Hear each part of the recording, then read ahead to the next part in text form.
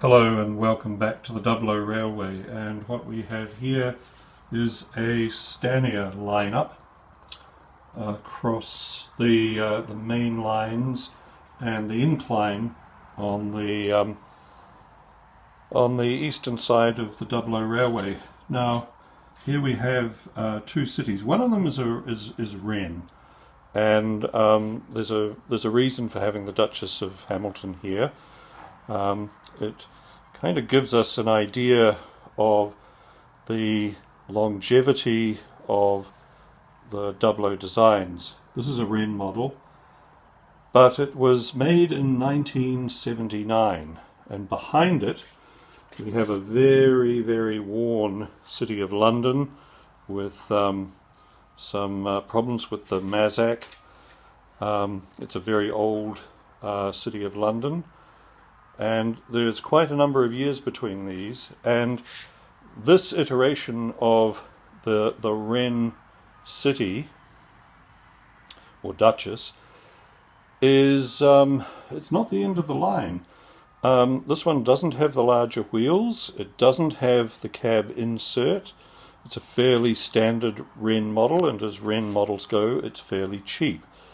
What I really wanted to concentrate on today, I think though, is the original Dublo Duchesses, of which I've got 5 sitting here. Now these are a different casting to these two. The new casting, and new is a relative term of course, was a considerable improvement on these models here.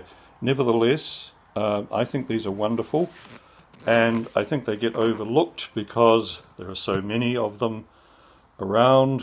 They were in sets and could be bought separately, and so many have survived.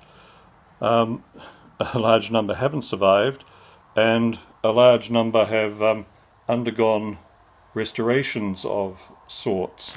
Anyway, let's start here. This is a Duchess of Atholl, and on the box that it came in, it's somewhat rudely described as Duchess of Atholl with lump. This is one of the ones with the unusual casting, shall we say, and that'll probably form part of another video. Behind it is, I suppose, an unlumpy Atholl. Now these date from, well, the drawings date from the 1930s, the late 1930s, and I think that these went on sale in the late 1940s. So that gives you some idea of the age of the casting in these. Both of these are really, really good runners, and if I were to voice a prejudice, I actually prefer these as runners to their green stablemates. It may just be, a simple function of the ones that I've owned, but all the Atholls I've owned have been great runners. Excuse the noise in the background. Someone's jackhammering on a building site about 500 meters away. So Lord only knows what the sound is like over there. Now, moving along, we have a matte Duchess of Montrose, and behind that, again, sort of a battle-worn gloss version. And again, behind that, as I mentioned earlier, we've got a repainted Duchess, City of Nottingham, in the experimental blue, I think.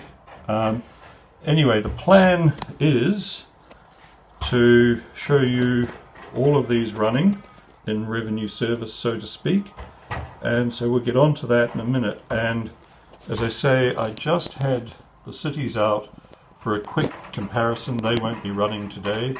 We'll probably, well, you've seen the City of London when I mentioned the idea of converting it to 3-rail. I'm still thinking about that. I have the plungers. Anyway, on to getting these running. Something I should have mentioned but neglected to is that I'm going to warm these engines up before they haul coaches.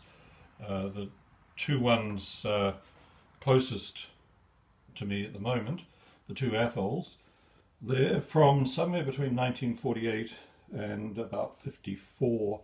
I would say that they're later in the piece, looking at the mechanisms, and the three-rail Montroses are not that much younger. So these are old mechanisms, and sometimes they like a little warm-up, especially on a cool autumn morning. These perform much better in the Australian heat in summer.